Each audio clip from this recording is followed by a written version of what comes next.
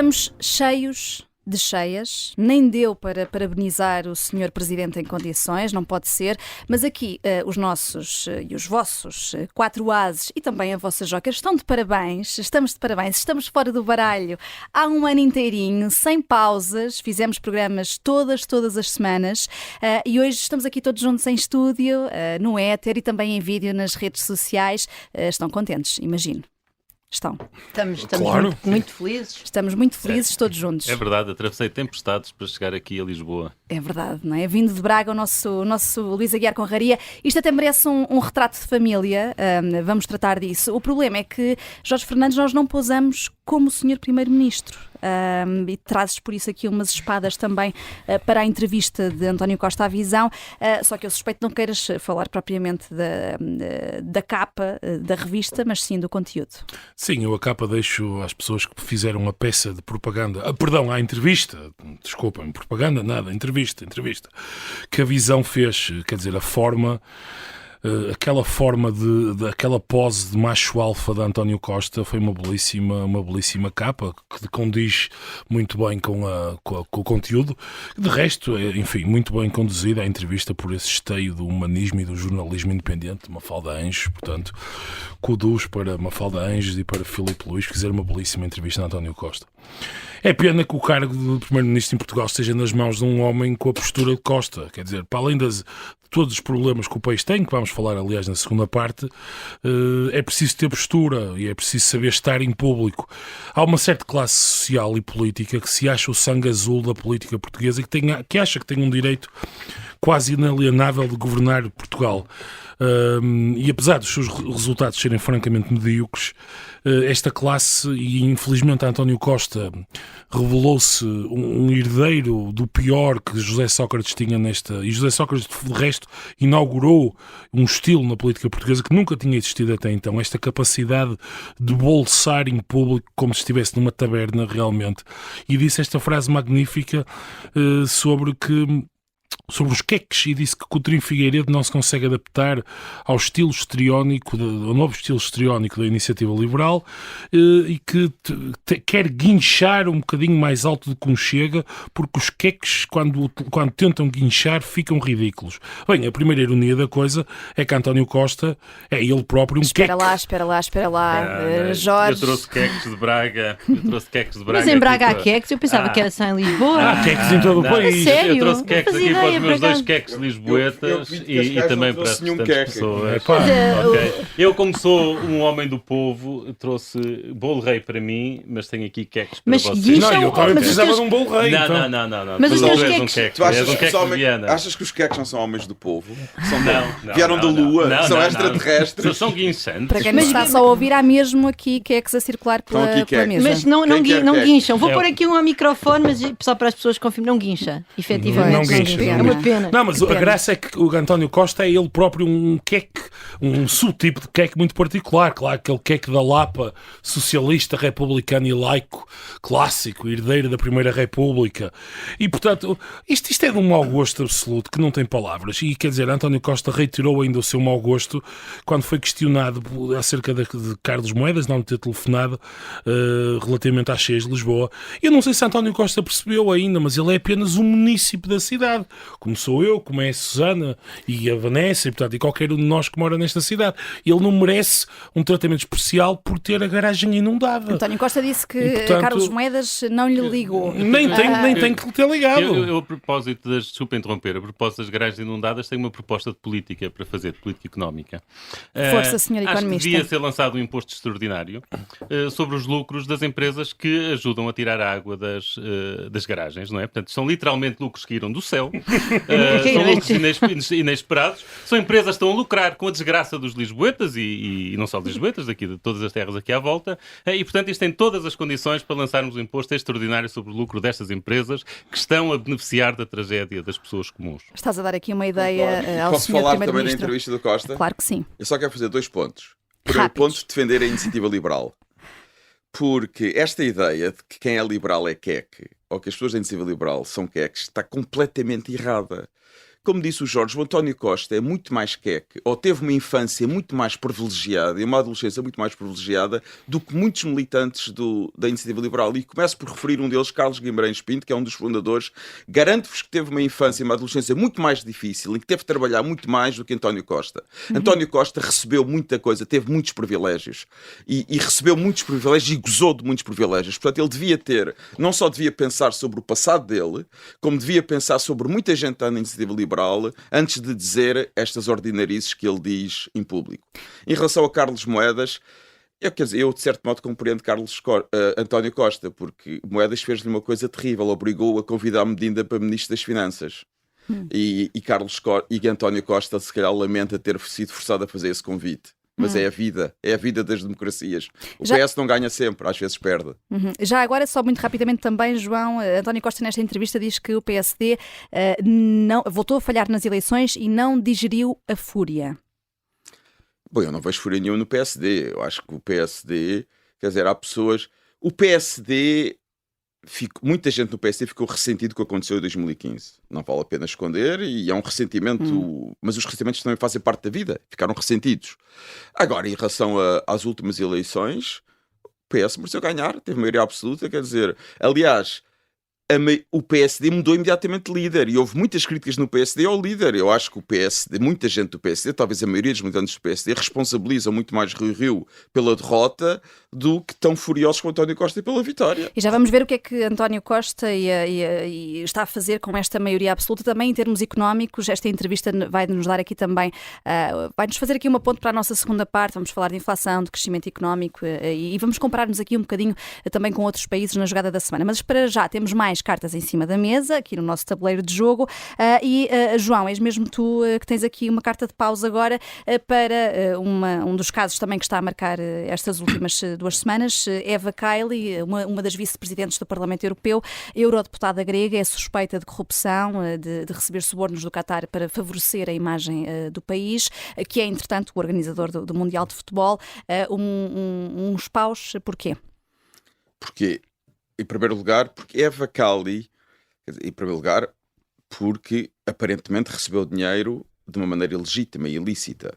E o que o exemplo de Eva Kaili mostra é que há muita gente, infelizmente, nas democracias europeias, que servem do poder que têm e poder que lhes foi dado pelas populações, através do voto, e vendem esse poder por dinheiro.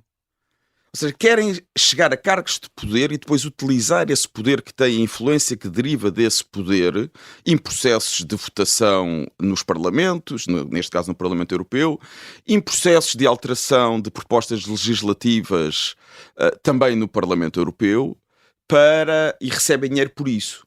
Por essa capacidade de influenciar processos políticos e processos legislativos e democracias. O poder não é deles. O poder foi recebido, e a democracia, o poder é recebido pelas populações de um modo temporário. E é muito mau quando o poder é usado para se receber dinheiro e para se enriquecer de um modo ilícito. Mas aqui ainda há outra questão. Eu não vou dizer que ela é socialista, embora ela seja socialista, porque eu estou convencido que também deve haver pessoas de outros grupos políticos envolvidos em corrupções no Parlamento Europeu. Não tenho... Se aparecerem casos com outras filosofas, não te fico nada surpreendido. Mas a verdade é que ela é socialista. E fico sempre espantado com estas pessoas socialistas que gostam de fazer imensos discursos, um bocado como António Costa, contra os neoliberais que só pensam em dinheiro. E depois eles próprios, na sua vida do dia-a-dia, também, pelos vistos, gostam imenso de dinheiro. Eu gostava de saber o que é esta história do neoliberalismo e daquelas pessoas que só querem pensar em dinheiro e depois eles têm estas práticas. Mas pior do que isso... é que aparecem aqui outros da Santa Trindade das esquerdas, que é uma ONG que tinha uma existência fictícia, que foi uma ONG criada apenas para receber dinheiro, mas que aparentemente não tinha qualquer tipo de atividade. E sindicatos. Um tipo que é responsável por sindicatos europeus e que também recebe dinheiro e que faz discursos a dizer que o Qatar tem evoluído no modo como trata os seus trabalhadores e na questão dos direitos sociais. Eu acho isto uma coisa extraordinária. E depois o meu segundo ponto é também ver como os socialistas portugueses Em Portugal seguem as diretivas de António Costa e dizem que não fazem condenações até os tribunais pronunciarem. Mas na Europa foram muito rápidos a condenar a senhora aqui. Na Europa já não é preciso que os tribunais tomem uma decisão e que o processo seja julgado. Porque fizeram logo condenações. Pedro Marques é um dos exemplos disso. Em Portugal, eu nunca ouvi condenar Sócrates pelo seu tipo de práticas. Ele em Portugal está à espera que os tribunais julguem Sócrates. Mas na Europa já condenou Temos aqui Eva Crowley. um trunfo, é o primeiro deste programa especial, Luís Aguiar Conraria. Isto se fosse em Portugal não seria assim. Portanto, se fosse em Portugal, ao contrário do que está o João a dizer, a pessoa, imediatamente, portanto, face ao escândalo, imediatamente demitia-se. Nem sequer dava tempo aos responsáveis políticos de admitirem. Depois, as polícias, portanto, a Polícia Judiciária e o Ministério Público, que obviamente que sabem que quando tornam isto público, têm já a ter uma investigação cuidada por base. Portanto, rapidamente, não diga à pressa, mas assim digamos que em 2, 3 semanas deduziam a acusação. E depois, no prazo também, sem ser à pressa, no prazo de alguns meses, os tribunais decidiriam e a pessoa, se fosse inocente, voltaria à sua carreira e se fosse culpada, cumpriria a sua pena. Isto seria assim se fosse em Portugal. Era muito melhor. Era muito melhor. Não, a única distinção que eu faço, e que acho que o João falhou na distinção, Mas e eu é não falei por nisso. isso. Não, a única distinção. Eu estou a falar da condenação política. Exatamente. Esse é que é o ponto. Esse é que é o ponto. É que em Portugal, mesmo a condenação política Não, demitia-se Luís, logo, lamento. nem sequer dava tempo ao Esse primeiro-ministro é para que é tirar o a ponto. confiança, porque a pessoa demitia-se logo e nem sequer era necessário os responsáveis não é que tirarem isso a não sua acontece em confiança Portugal e deveria acontecer. Exatamente. Claro. Ele está, o Luís João, está por amor a de Deus, ser pá. irónico. É preciso o quê? É preciso botar uma placa com asterisco para dizer que estou a ser Pois podes, irónico. aproveita que temos vídeo. A presunção da inocência judicial é evidente. Vocês Agora a questão aqui é vocês conseguem a estragar condenação ironia, política. pá, A condenação completamente. política é essencial. Não, claro, mas para mim foi evidente. Não, eu queria só dizer rapidamente que a Roberta Metsola, que é a Presidente do Parlamento Europeu, que é uma política de Malta, maltesa, é assim que se diz, não é? Conservadora, com visões muito, muito, muito diferentes das minhas em muitas coisas relativas à política pública, mas eu senti-me tão representada por aquele discurso dela naquele dia de 7 minutos. É um discurso brilhante, e de facto também Ela queria diz que a democracia está sob ataque. que a democracia está sob europeia. ataque, que o principal objetivo dela é defender aquela casa, e dizer até, vou escolher com muito cuidado as minhas palavras, porque obviamente há aqui a presunção de inocência, e depois dizer isso, e de facto escolhendo muito bem as palavras, fica tão claro que ela condena aquele comportamento, destitui imediatamente a Kaili do seu cargo. Enfim, e queria agradecer à democracia por ter este papel maravilhoso de pôr pessoas tão diferentes de nós das quais eu discordo de maneira tão fundamental, a representar-me tão bem em momentos tão críticos. E não é o primeiro em que ela me representa, atenção, mas este discurso foi particular. Eu gostava um dia de ter um político português que me representasse daquela maneira a falar de corrupção. Enfim, eu tenho a Ana Gomes, por exemplo, mas quer dizer, não está, neste momento não está eleita E para nada. é uma possível candidata à presidência da Comissão Europeia se von der Leyen não fizer um segundo mandato. Já aqui tivemos espadas e paus, vamos agora passar para os naipes vermelhos e seguimos diretamente do Parlamento Europeu para a Nova Zelândia. Luís Aguiar Conraria, são umas copas para a Nova Zelândia que proíbe a partir do próximo ano a venda de tabaco a quem nasceu depois de 2009, aos jovens, e é uma medida, isto aqui é muito interessante, de cariz vitalício e com multas bem pesadas. É verdade, copas, porque claramente os neozelandeses são preocupados com os seus corações, não é? Portanto, querem evitar ataques cardíacos e todas essas doenças que o tabaco provoca, e portanto vão morrer todos saudáveis, o que é ótimo. Podem viver infelizes, mas morrem saudáveis. E portanto as minhas copas para a Nova Zelândia. Agora falando sério, penso que nós já tínhamos, muitos de nós pelo menos já tinham desconfiado das políticas anti-Covid da Nova Zelândia. Aquilo de facto parecia haver ali aquilo que se chama, se calhar com alguma violência, fascismo sanitário. Bem, mas se calhar neste caso começamos mesmo a ver que não era nenhum exagero retórico, estamos mesmo a falar já de uma ditadura sanitária. E vamos lá ver, as pessoas que têm de haver equilíbrios, evidentemente, uma pessoa não, tem de haver um equilíbrio entre o bem-estar e a saúde, mas esse equilíbrio tem de ser encontrado pelas pessoas e não impostos pelos políticos. Isto é simplesmente absurdo e detestaria viver numa sociedade destas, onde... Porque os passos seguintes são óbvios, não é? Portanto, agora é isto, as crianças... o álcool, depois a seguir vai ser o álcool, depois sair a à seguir vão noite, ser as pessoas mais é horrível. velhas. Por exemplo, esta noite dormi 4 horas porque jantei com os amigos, estou com o cérebro Eu só gostaria de muito mais acrescentar, lento. só gostaria de acrescentar que Horrível. é um partido de centro-esquerda, é o PS da Nova Zelândia. Vai começar, por exemplo, as pessoas receberem amigos em casa e haver um horário para os pôr fora de casa. Ela já regulou as idas às casas de banho, em casa das pessoas. Mas isso foi A Jacinda, exatamente. Portanto, estou à espera que ela... Durante Covid vimos Sim, isso. sim. Vimos isso. Portanto, isto é Portanto, terrível. são umas copas aqui muito irónicas Se calhar, para a Nova Zelândia. dado que, como aqui o João chamou a atenção, que é de esquerda, em vez de chamar fascismo sanitário, temos de lhe chamar comunismo sanitário, que é igualmente... Qualquer dia até os ditatorial, queques são proibidos. Quer dizer, se esta senhora está ao poder, Para mim, o comunismo é e o fascismo complicado. são iguais em muitas coisas, lixo. Qualquer um nome serve. em muitas Venha coisas. ela, Jacinda. Portanto, já só sobram aqui ouros. E aqui voltamos a Portugal, saímos da Nova Zelândia.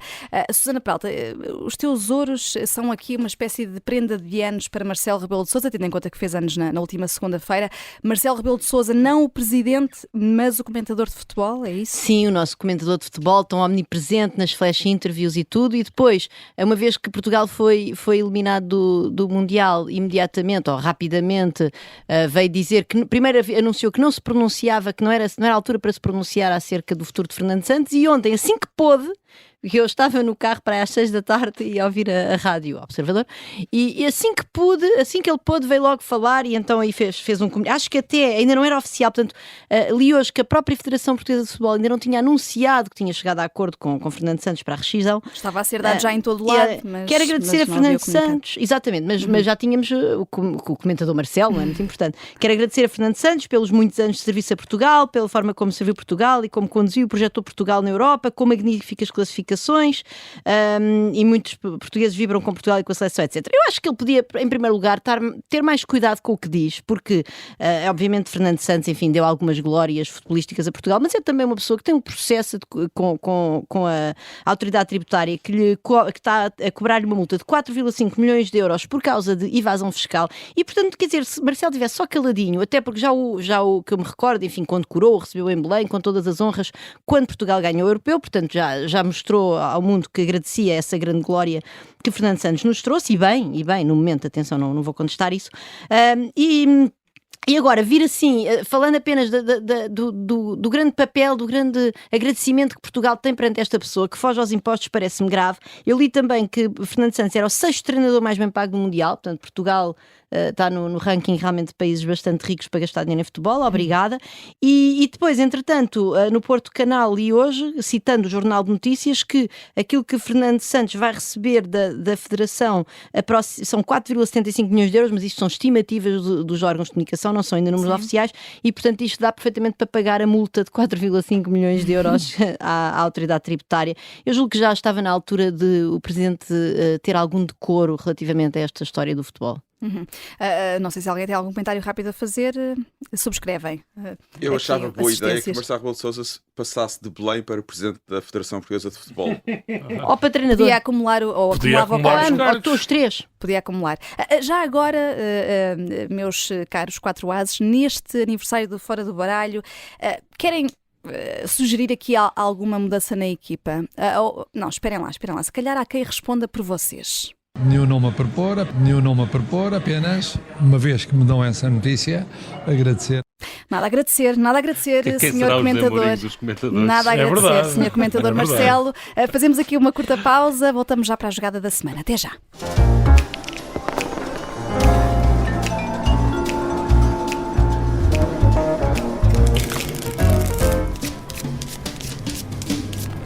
Claro que neste intervalo o Luís Aguiar Conraria já comeu o seu bolo rei, só para dar conta aqui aos nossos ouvintes, os queques ainda estão aqui por provar. Estamos quase a chegar ao final do ano, um ano, como dizer, inclassificável, com a guerra de volta à Europa, a maior inflação em quase 30 anos em Portugal. Valha-nos o otimismo mais ou menos irritante, avaliem vocês, do nosso primeiro-ministro. António Costa recusa que Portugal deva comparar-se com a Roménia. Tudo aponta para que este país de leste nos faça uma ultrapassagem digna de registro em 2024, daqui a um ano e pouco, no PIB per capita. Mas, Susana Peralta, para o primeiro-ministro, quem está a pintar este quadro, no fundo, não sabe bem aquilo que está a fazer. O Primeiro-Ministro ele tem aqui é sempre esta grande confusão que há no debate entre o que está a acontecer em termos absolutos ao crescimento da economia e aquilo que está a acontecer em termos relativos, ou seja, quando nos comparamos com os restantes.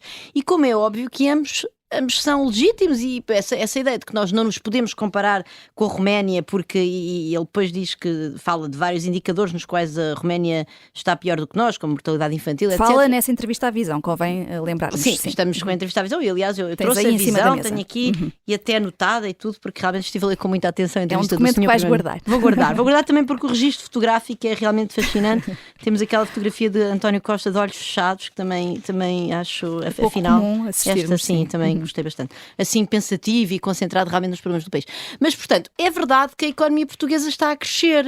Mas também é verdade que a economia portuguesa está a ficar para trás no ranking, na ordenação das economias europeias, em termos de qual indicador? Do indicador PIB per capita, depois, e neste caso até da Roménia, PIB per capita em paridades do poder de compra, que também tem muito a ver com diferenças salariais, porque apesar de nós sermos um país de salários baixos, a Roménia é um país de salários muitíssimo mais baixos e, portanto, isso faz com que uma parte substancial do cabaz do que as pessoas adquirem, que é muito determinado pelos salários locais, por exemplo, basta pensar em Lisboa hoje em dia, é muito mais caro ir ao restaurante, por exemplo, não é? Portanto, houve uma valorização disso que nós chamamos de bens não transacionáveis, que na Roménia, eu nunca fui à Roménia, mas enfim, olhando mais ou menos para os dados, não aconteceu certamente como em Portugal, por causa do boom do turismo, etc. Portanto, quer dizer, o que eu quero dizer é, obviamente nós estamos a crescer e o Primeiro-Ministro vem com estes números do crescimento, depois há aqui uma parte em que ele diz, é um país que sai da pandemia a crescer 6,7%. Quer dizer, o facto de nós termos saído da pandemia a crescer 6,7% é o resultado, é o espelho de termos entrado na pandemia a crescer mais de 7%, o que obviamente foi um choque externo ao qual o governo foi completamente alheio, como é óbvio, mas este crescimento que vem depois, uma vez que a economia se reativa em larga medida, quer dizer, também é pela mesma razão, o governo também é bastante alheio a esse crescimento, embora, enfim, tenha havido as políticas de layoff e tal que ajudaram a suavizar isto. Não vou dizer que não houve aqui méritos do governo. Sim. Portanto, há uma confusão entre vários indicadores, por exemplo, o crescimento do PIB per capita, o efeito da pandemia e depois o que é que vem no pós-pandemia, o facto da comparação com a Roménia ter sido feita em PIB per capita, em paridades de poder de compra, isso, por exemplo, está totalmente ausente do raciocínio do Primeiro-Ministro, e depois vem com outros, como lá está a mortalidade infantil. Se nós formos ver, os números de privação material na Roménia são incomparavelmente piores do que em Portugal, mas isso não deslegitima a comparação. O importante, quer dizer, nós temos sempre indicadores, sempre não, se formos comparar Portugal com o Bangladesh, dificilmente vamos ter indicadores em que o Bangladesh esteja melhor, porque é um país realmente muito pobre, mas em qualquer país da União Europeia nós temos sempre maneira de ir buscar coisas que são melhores num país do que noutro. Agora, o que nós temos é ter alguma visão crítica, perceber o que é que conta desta mensagem e não desqualificar essa mensagem como se ela fosse ilegítima, que é aquilo que o Primeiro-Ministro faz. E portanto, eu julgo que é importante perceber o seguinte: sim, Portugal está a crescer, sim, a economia portuguesa está a crescer, estamos a ficar mais ricos em média, com alguns anos de sobressaltos, desde logo da pandemia, mas não estamos a crescer suficientemente rápido para continuarmos no mesmo lugar da tabela, vamos dizer assim, e estamos a ficar para trás na tabela. E eu acho, quer dizer, que não vale a pena tentar pintar a história de outra maneira. Quem está a pintar mal a história é depois António chuta Costa. muita coisa para debaixo do tapete, não é? Quando, pronto, ele pergunta, por exemplo, ele diz, não, temos criado condições para fixar e fazer regressar o talento nacional. Diz que houve uma diminuição da imigração, que é verdade, mas aqui a questão é saber a composição dessa imigração, e isso infelizmente... Já vamos também falar disso, Susana, deixa só queria dizer, não, com isto do IRS jovem, que ele diz, criámos estas condições e não sei o quê, porquê é que não lhe perguntaram, então, mas quantos jovens é que voltaram ao abrigo do IRS jovem, não é? E esse tipo de coisas ficamos sempre aqui isso muito... tem a ver com a qualidade dos entrevistadores. Na economia do anúncio, que é uma coisa que a mim me irrita bastante. Há aqui muitos momentos em que eu fico com a ideia de, mas eu queria tanto fazer esta pergunta, e essa pergunta não surge na entrevista. Posso falar um bocadinho sobre a comparação com a Roménia? Sim, e com os antes de países irmos que têm o aos PIB, jovens e à imigração. Eu acho que esta questão é importante e E por acaso, eu acho que mesmo a Susana acho que não está a ir ao fundo da questão. E aliás, eu também não fui eu que fui, foi o Fernando Alexandre, que até é colunista do jornal Observador, que outro dia em conversa comigo me explicou bem porque é que era de esperar que nos outros indicadores a Roménia estivesse muito pior do que Portugal. Porque o PIB é aquilo é o rendimento anual, é aquilo que o país faz durante cada ano. Portanto, desde 2000, vamos pegar em 2000, desde 2000 até agora, a Roménia sempre teve um rendimento anual menor do que nós, mais baixo do que o nosso. Ok, quando nós olhamos para indicadores como a qualidade das estradas, a qualidade dos hospitais e por fora, nós não estamos a olhar para o rendimento de um ano, estamos a olhar para a riqueza acumulada. Claro, sim. Ok? E, portanto, nós ao longo destes 30 anos tivemos um rendimento sempre maior do que a Roménia. Portanto, é evidente que ao longo destes 30 anos gastámos mais dinheiro em estradas, mais dinheiro em hospitais, mais dinheiro numa série de coisas, ok? E a Roménia só agora é que está a ter o nosso rendimento. Imaginem alguém que ganhou toda a vida 2.000 euros por mês. E alguém que começou com os 500 euros por mês e com os 50 anos chega aos 2.000. Claro que quando os dois têm 50 anos, aquele que começou de baixo e chegou para lá chegar tem uma riqueza acumulada mais baixo. Ok? Portanto, o facto de um país vir mais atrasado do que nós e apanhar-nos no PIB per capita, mesmo sem ser a questão da paridade dos poderes de compra, mesmo se fosse PIB per capita puro e duro, seria de esperar que numa série de indicadores eles estivessem pior do que nós. Okay? Porque há uma inércia, sim. Porque não é só inércia, porque é mesmo uma questão acumulada. É que o ser indicadores como indicadores da qualidade de vida são indicadores cumulativos. Ok, é uma variável stock, mas digamos o ponto, assim. Luís, mas sim, a questão o PIB é uma coisa...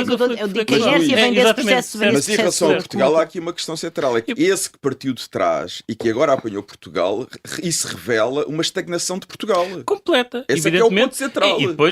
Para nós, e o que indica que no futuro depois nos irão ultrapassar. Mas acho que esta questão de porque é que nos outros indicadores eles são pior do que nós, isso não é, de facto, isso é o que era de esperar.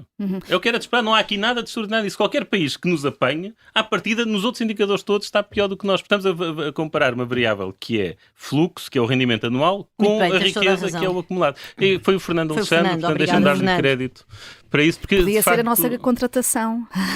Olha, aqui para fora de baralho. Mandamos ao se Presidente o Marcelo Rebelo de Sousa não estiver disponível para ser comentador, eu acho que o Fernando Alexandre era uma ótima opção. Mas já que falamos desses indicadores, só rapidamente, António Costa, nesta entrevista, diz que temos a terceira maior taxa de engenheiros. Luís, tu foste verificar os dados, já agora se quiseres rapidamente, Portugal é mesmo um país de doutores e engenheiros? Isso é. Doutores não verifiquei. Isso é. Os doutores não verifiquei. Eu de facto achei estranho esse número e não consegui confirmar, mas o que eu consegui encontrar nos dados do Eurostat, portanto à partida são dados credíveis, foi que realmente Portugal tem uma percentagem de engenheiros e de cientistas na população ativa muito superior à maioria dos outros países. Aliás, estamos em segundo lugar, em primeiro lugar está a Suíça, depois estamos nós.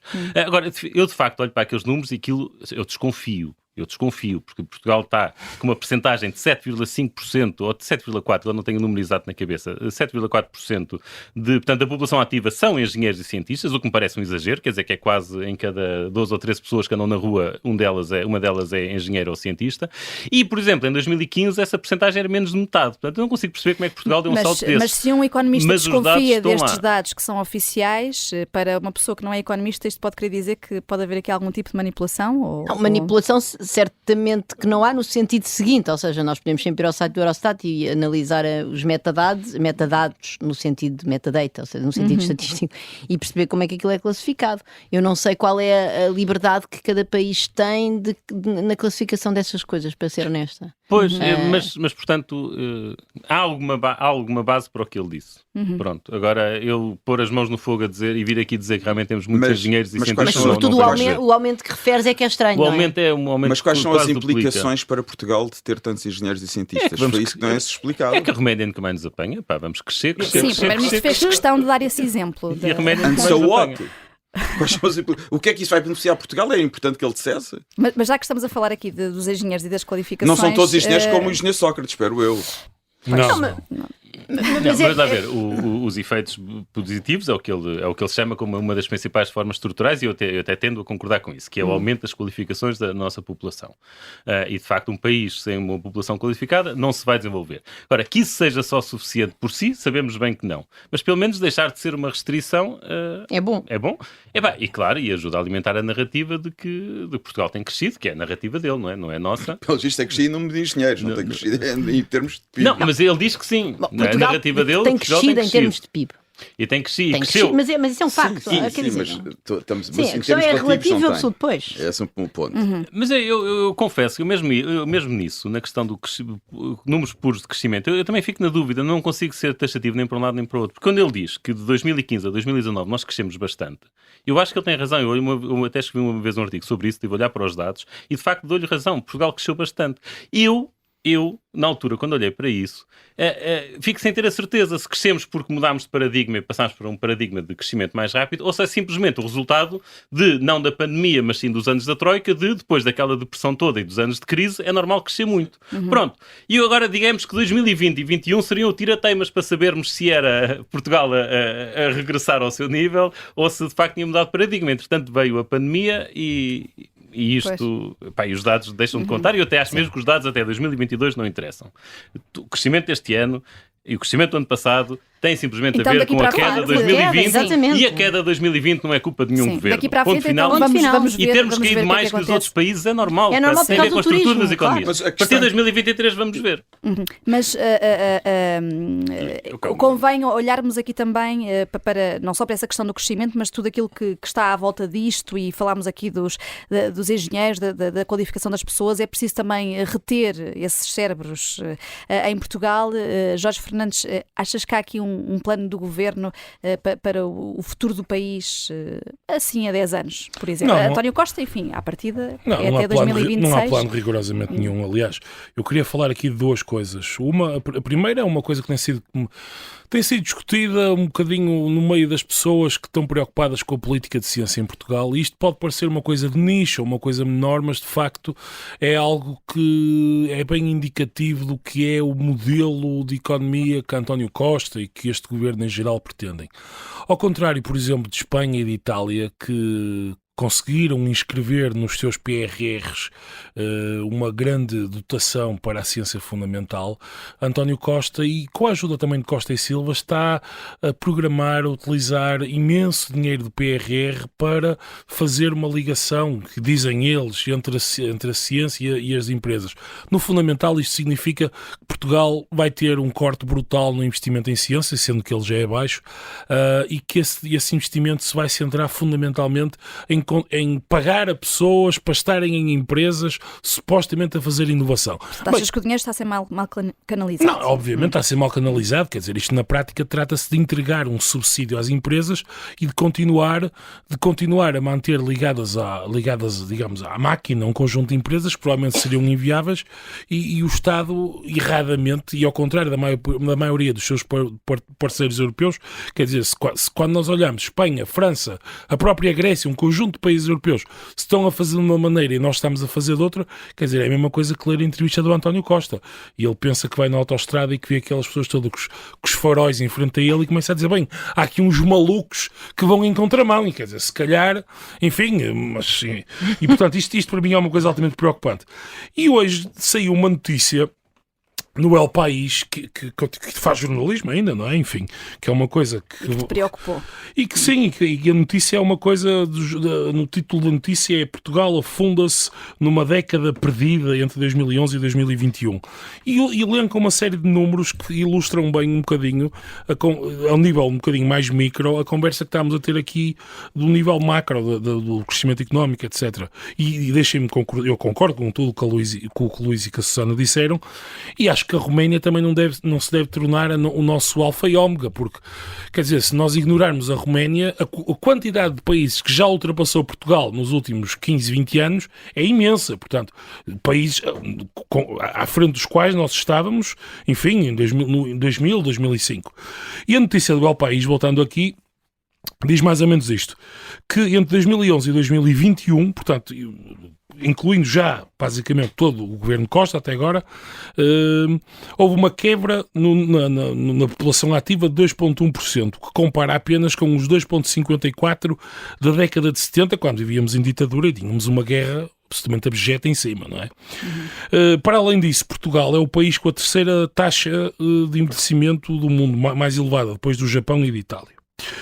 temos 23,4% da população com mais de 65 anos, comparada com apenas 12,9% de menores de 14, e depois a cereja no topo do bolo de uma economia que António Costa diz que funciona tão bem. Este número vem do trabalho feito pela Fundação Francisco Manuel dos Santos e que é citado no El País, e que diz que os jovens até aos 34 anos, 72% desses jovens ganham 950 euros líquidos ou menos. Portanto, eu não percebo qual é o futuro, ou que modelo económico é que António Costa vê, quando 72% dos jovens ganha menos de 950 euros líquidos, que é nada, basicamente, e dessa população com menos de 34 anos, 30% pensa em migrar. E, portanto, quando nós juntamos estas peças do puzzle todas, portanto, uma altíssima imigração, investimento em ciência e em educação, que os nossos... Aliás, ontem saiu uma notícia no Público, super interessante, em que dizia que os exames nacionais estão a voltar àquilo que eram, sob o ponto de vista do elitismo social. Portanto, os exames nacionais, António Costa tornou-os, o governo António Costa tornou os exames nacionais não obrigatórios para a conclusão do secundário, e neste momento quem faz os exames nacionais fundamentalmente são alunos de meios altamente privilegiados e afluentes. São os que querem ir para a faculdade. Os que querem ir para a faculdade. Portanto, no fundo, estamos a criar... Mas eu não, quero só dizer uma coisa importante. Quer dizer, isso é apenas... Torna-se agora evidente, ou seja, deixa evidente que as pessoas de meios mais desfavorecidos não querem ir à faculdade, não chegam à faculdade. Porque antes o facto do exame ser obrigatório não... Sim, não, é verdade, é verdade. A questão aqui é que este indicador permite-nos ver com clareza, digamos, esta dualidade no sistema de educação entre pessoas que querem ir para a faculdade, que já vêm de meios privilegiados. Portanto, agora, fazendo um sumário em 30 segundos sobre isto tudo, o que vemos é um país em envelhecimento fortíssimo, com taxas de imigração que estão ao nível dos anos 60, rendimentos líquidos muito baixos para os jovens, o que depois tem todo tipo de implicações na ausência de uma política de habitação absoluta, quer dizer, os preços da habitação, para quem tem estado minimamente atento aqui em Lisboa, é uma coisa, enfim, é risível. Não há nenhuma política de habitação. É claro que Mariana Vieira da Silva estava no Parlamento e estava muito contente porque vem o segundo cheque da União Europeia e, portanto, é disso que estamos a viver.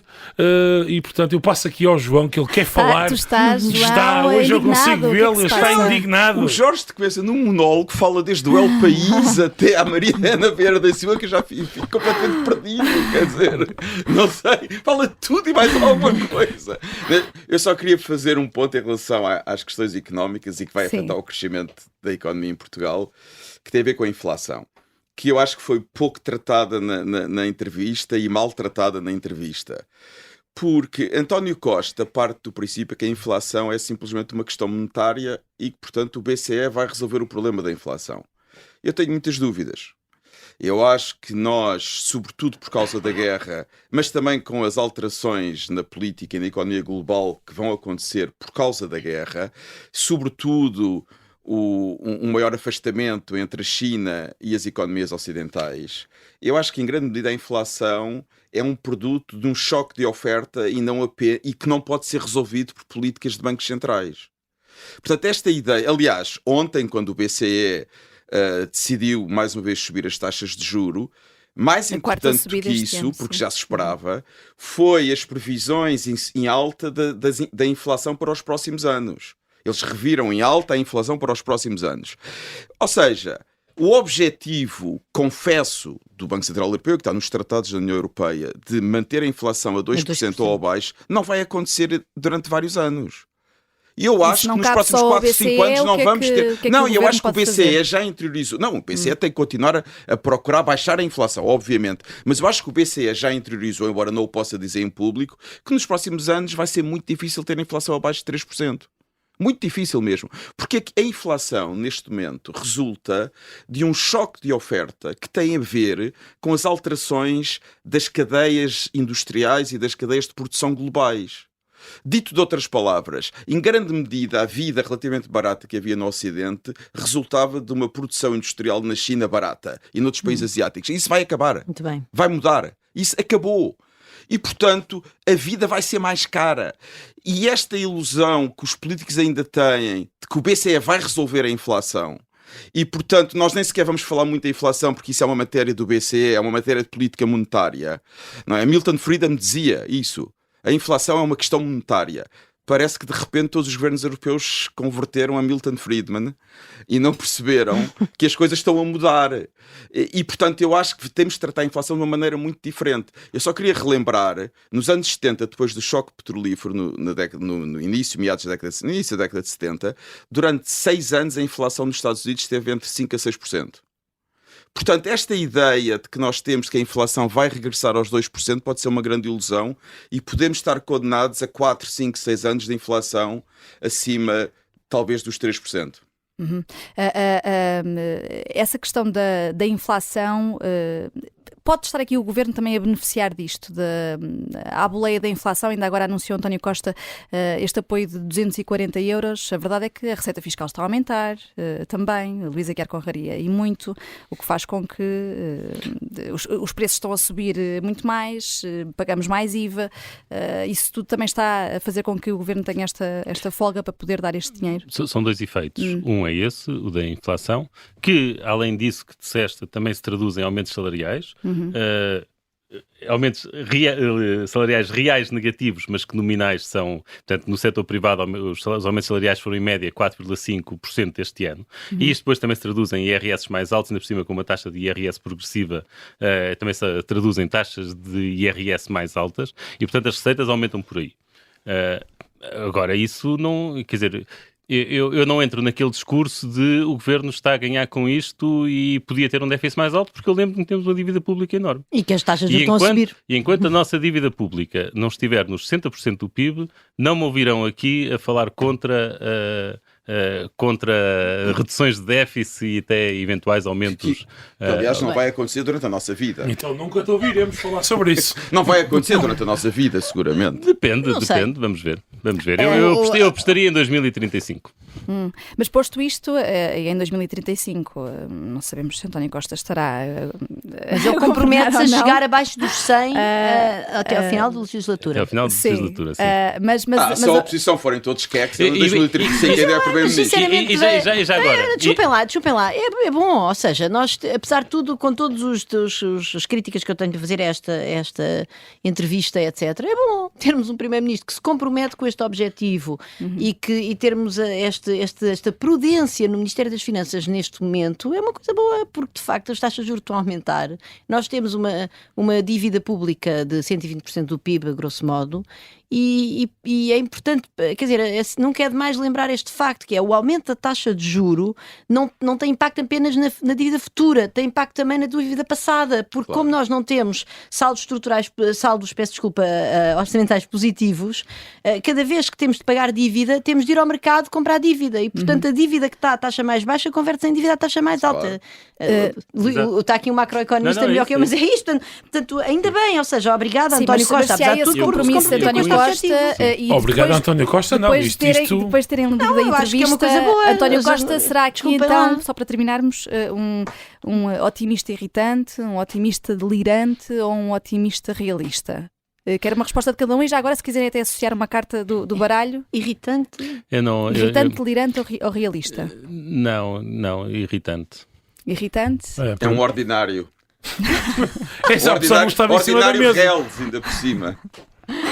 Susana? Não, eu acho que é um bocado irritante por causa de todas estas coisinhas que ele vai largando na entrevista e que depois não puxam por ele. Portanto, desse ponto de vista, é irritante. Para mim é delirante. Ele está em delírio total e não faz a mais pequena ideia do que é a Europa e o mundo neste momento. Aliás, aquilo tudo que nós dissemos aqui, eu espero que ele tenha a mínima noção do que é isto, aquilo que o Luís e o João falaram especialmente. Bom, como diz o Primeiro-Ministro, meus caros, habituem-se, ou não. Nós aqui no Fora do Baralho temos um mandato bem definido, Sr. Primeiro-Ministro, e nós acreditamos as regras. Estamos de volta na próxima semana e vamos estar muito natalícios, já não vamos estar aqui todos juntos em estúdio quentinhos, mas vamos comemorar e vamos comer os queques. Bora lá, até para a semana.